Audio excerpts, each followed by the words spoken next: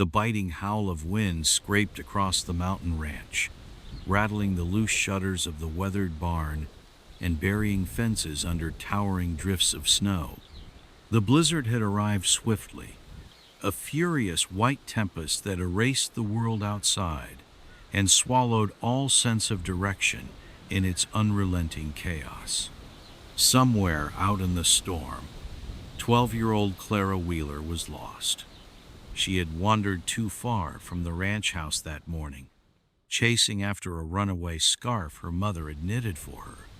The deep gray clouds on the horizon had been warnings enough, but Clara's youthful heart was resilient, overflowing with a sense of adventure that often overshadowed her better judgment.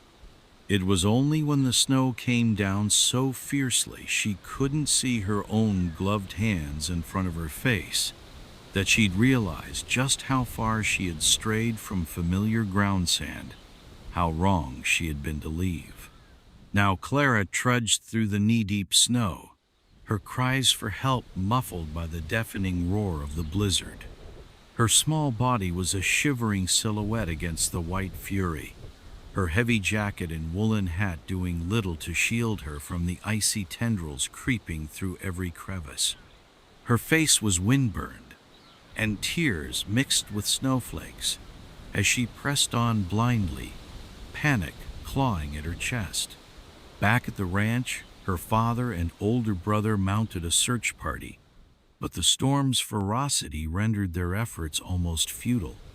Somewhere farther out, in the solitude of the barn, stood the blind Mustang, Shadow. Shadow had come into their lives under peculiar circumstances.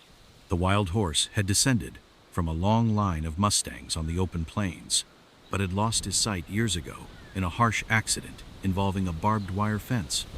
Most thought him useless, an unfortunate soul destined to live out his days in quiet captivity, but Mr. Wheeler had refused to give up on him. Shadow remained on the ranch because of the echo of strength and resilience in his spirit few had witnessed. Inside the barn, Shadow raised his head sharply, his ears twitching like radar dishes. Though his vision was gone, the sounds and smells around him painted a vivid picture. The howling storm outside was deafening. Yes, but beneath it, faint but unmistakable, was a cry for help. A child. His nostrils flared. It was Clara's scent, unique in its mix of innocence, milk soap, and her favorite chai tea. The barn door rocked violently on its hinges as Shadow pawed the ground, his entire body tense. He turned toward the sound of her cries, his instincts outweighing the fear of venturing into a world he could no longer see. Clara stumbled, her legs giving way beneath her. As her knees sank into the snow, she pulled her arms tight against her chest and sobbed. She was exhausted, bitterly cold, and terrified. The storm had robbed her of all landmarks, erased the ranch and the pasture like they had never existed. She didn't know which way to go anymore. And then a sound. A low, rhythmic breathing, steady and calm, cut through the storm. It was followed by a soft, measured crunching of hooves against snow. Clara squinted into the swirling white void, unsure whether it was real or some cruel trick of her increasingly desperate mind. The figure emerged, large, dark, and steady, its presence radiating warmth despite the freezing air. As it drew near, Clara gasped. She recognized him at once. "Shadow!" she exclaimed, her voice splitting between relief and disbelief. The blind Mustang halted, his ears rotating toward her voice. He took cautious steps, sniffing the air as he approached. His velvety muzzle found her small hands, trembling as they reached out to him. "You came?" Clara whispered, her voice cracking. She ran her fingers along the smooth line of his face, brushing against the rougher scars near his eyes, and instinctively stepped closer, desperate for the comfort he offered. Clara realized she wasn't alone anymore. Somehow, Shadow had found her through the storm, through the nothingness, and his presence filled her with a small but stubborn ember of hope. Still crouched in the snow, she wrapped her arms around his broad neck, burying her face in his thick winter coat. Shadow stood steady beneath her touch, lowering his head as if to acknowledge that he understood the gravity of the moment. His ears flicked continuously, tracking the world of noise that Clara's human senses could barely interpret. He turned his head slightly and snorted, his body shifting as his decision solidified in his mind. "You can help me, can't you?" Clara said softly. "You'll take me home?" Shadow gave a low, rumbling nicker, as if to answer her. Clara hoisted herself onto his broad back, clutching fistfuls of his mane for security. Normally, her father would never allow her on an unbridled horse, blind or not.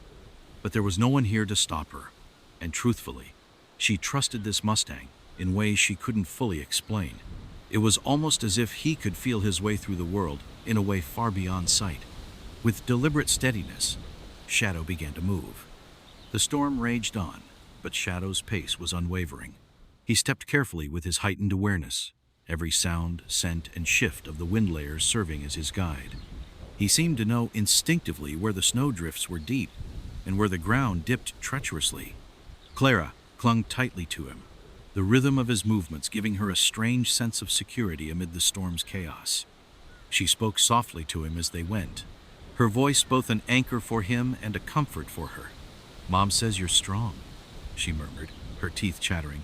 "I don't think she ever told me how strong." Shadow flicked an ear back toward her voice. For him, the storm was only an obstacle to overcome, as all storms were. His mind was sharp, unburdened by fear, and fully attuned to the world around him in ways that had no need for sight. Hours passed, or perhaps it was only minutes. Time felt distorted in the endless whiteness. But at last, Shadow paused. His snout lifted, nostrils flaring, and his ears twitched urgently. He had caught the scent of wood smoky, a marker of home. Adjusting his posture, he pivoted slightly and resumed walking, the scent his new North Star. Through the swirling snow, the faint outline of the barn and house finally came into view. Clara's heart soared, tears freezing on her cheeks as she realized how close they were.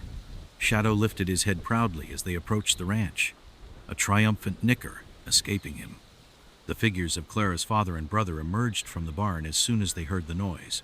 They charged toward her through the snow, their shouts almost drowned by the storm.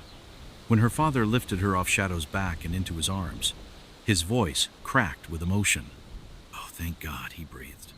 "Oh, Clara, you're safe. You're safe." Clara's brother wrapped a thick blanket around her, but she turned her head to look back at Shadow. "He saved me," she said, her voice soft but steady despite her trembling lips. "Dad, he found me. He brought me back." Her father glanced at the blind Mustang, then back at his daughter. His throat bobbed as he tried to find words, but none seemed sufficient. Instead, he offered Shadow a humble nod of respect, the kind given from one survivor to another. As the family led Clara into the house, Shadow remained still, his ears flicking. He could still hear the wind, but he also heard her laughter, faint and warm through the walls. In that sound, Shadow found his own quiet victory. The storm outside might have been blinding, but for him, the world had never been so clear. He had found his strength again, and in doing so, he had brought a lost soul safely home.